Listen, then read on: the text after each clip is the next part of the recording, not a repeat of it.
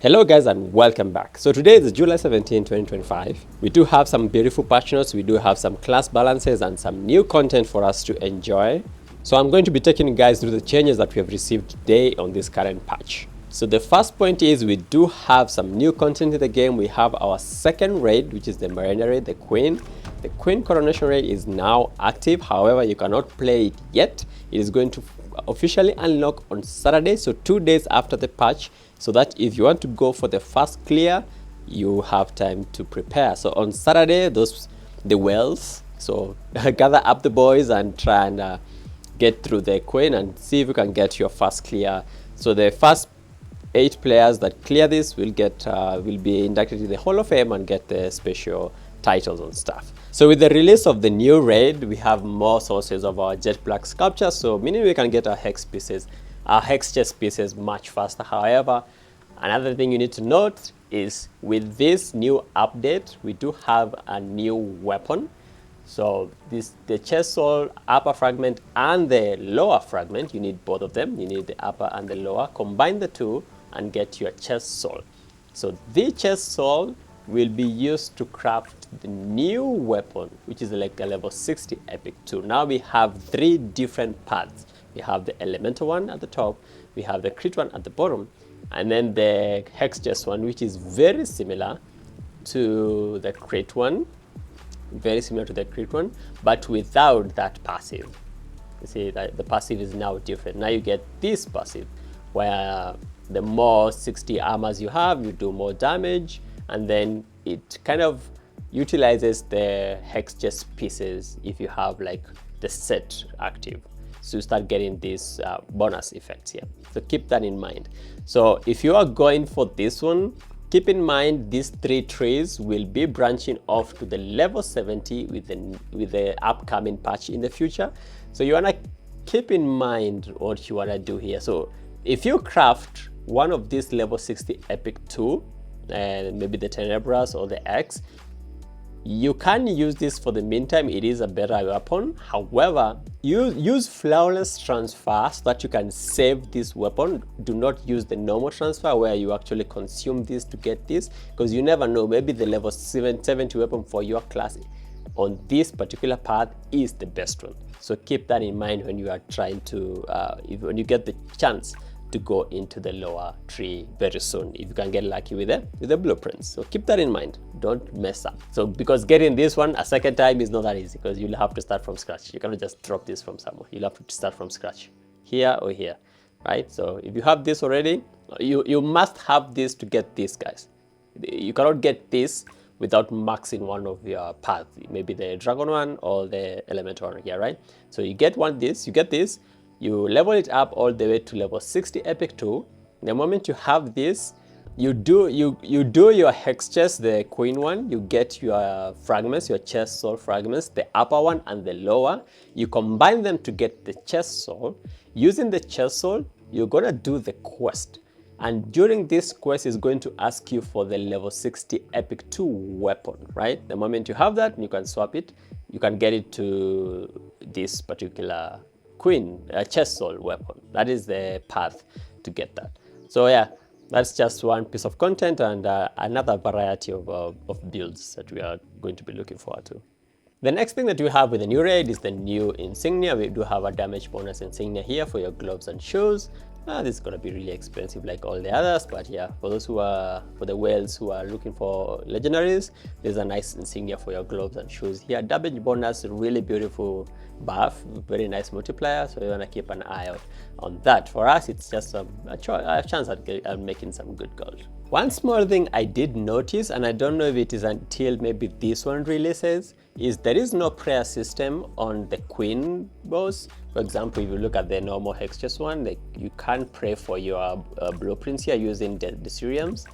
So I don't know if it's going to unlock when the dungeon unlocks, when the raid unlocks. So yeah, keep that in mind. I don't know if it's pure RNG to get your fragments, or you can actually use the Ceriums to guarantee that. I am not sure if that's the case. So keep your eye out on the prayer system here.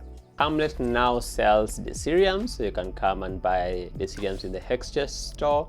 You can buy as much Ethereum as you have, depending on how much money you have. I don't know who has 300 million, but yeah, you can come and buy your Ethereum here for 300,000 per piece. The auction house has also stabilized to that amount. Let me see. Yeah, it's 300,000 now. So yeah, if you are going for the prayer and you have the gold to spend, you can now do it here for this amount of cash.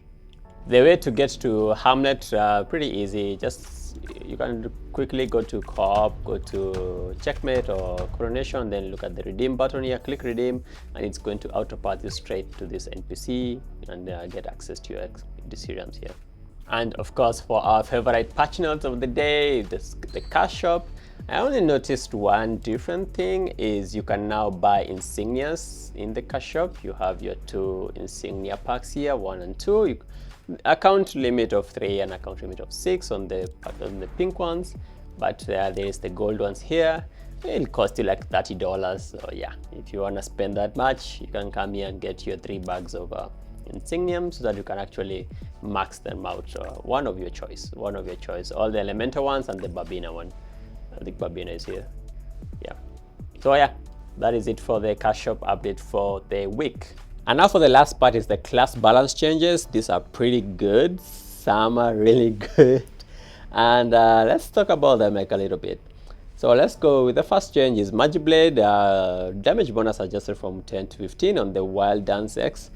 It's just a small, this applies for both PvE and also for PvP. These first changes here. So a small buff to the Magiblade. Elementalist also gets a small buff on the Zandako Drive. So it's almost a double increase, actually more than double, because it's from 8% to 20%. That's a really nice buff for that. Warlock also got a buff from like 18% to 30%, which is like double. Final Ology is a really good passive and it works with your Awakening. So that's a really nice buff for Warlock, and Warlock damage revolves a lot around his transform. So this is actually a pretty good damage buff. And for the second part, these are PvP changes, and our first victim will be Starbreaker. Starbreaker is getting a nerf. So 2 skills will be getting almost a 15%, 10% and 15% damage nerf on the Fist Cannon and Core Engine, and also basic attack damage is being reduced by 20%. This is actually a decent nerf. I don't know if it is very warranted. So yeah, keep that in mind. Starbreaker will be doing a little bit less damage in PvP right now. Magiblade is actually getting a small buff because Crackling Strike energy consumption is being reduced from 30 to 25. Small enough, just a playstyle change, I guess. Bounty Hunter is getting a little bit of a buff. So a 10% buff on the Frostwind Bullet and some basic attack damage if you're not affected by these buffs. So yeah, it's a small buff, not that big. The next class, Magician is getting a little bit of a buff. It is just a playstyle kind of a buff. You can combo better using Phantom Stride, and energy consumption will be reduced when it comes to the body double skill. So that's actually it's a very small small buff, very small one, but we like to see those. Warlock is also getting the same treatment. On Sinister Blade is going to combo even faster, and it's going to use a little bit less energy, which is kind of good. Warlock needs a lot of stuff on PvP. He's not a very nice 1v1 champion character class.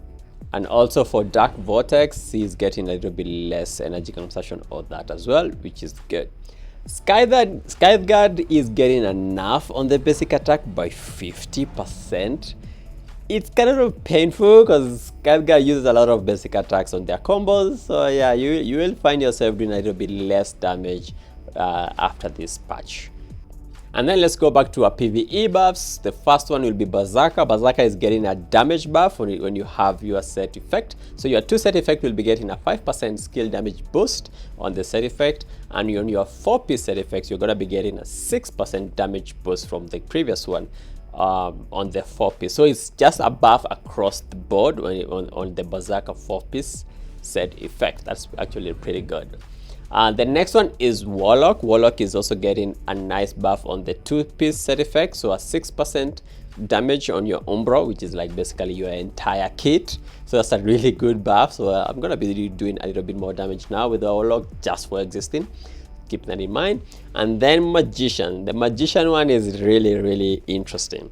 So the 4-piece set effect damage, which used to be 4%, has been increased to 10%. That is more than double. And the thing about the 4-piece set effect on Magician is these data effects stack on top of each other. So you can taunt, you can poison, you can bleed, and then maybe the enemy is also frozen.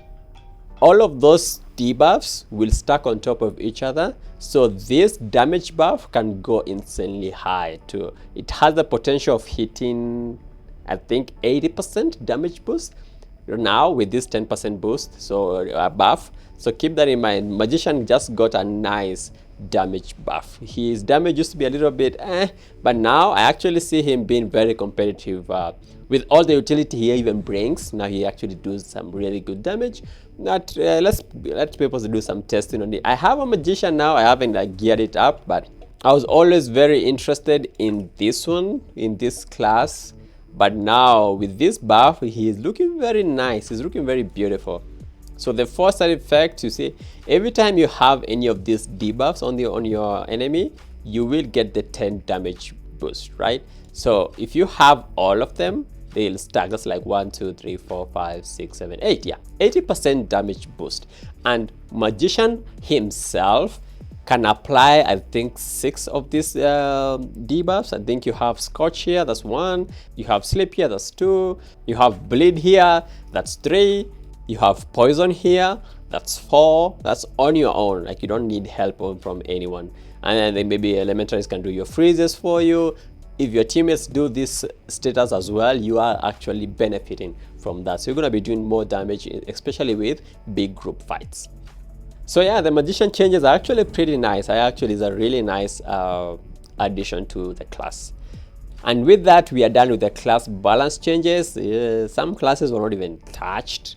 I expected nerfs on the gunner, but no, nothing on that. So there's a lot of things I didn't expect. They buffed Mandiblade a little bit. I expected enough. So yeah, this I guess we'll wait for the next one and see what they're gonna cook with that. And for the last part, these are just some small miscellaneous changes. Using controller, you can now do a little bit of custom hotkey stuff. So yeah, so that's the patch for 17 July 2025. I'm really hyped for the raid. That's one thing I'm really looking forward to. I'll be in there on Saturday, so you guys keep an eye out because I'll be making videos on every alt that I have, doing those solo modes on the Queen. And I guess you guys will enjoy that. So thanks guys for watching, and up until now, please like and subscribe if you haven't, and I guess I'll see you guys on the next one. Peace.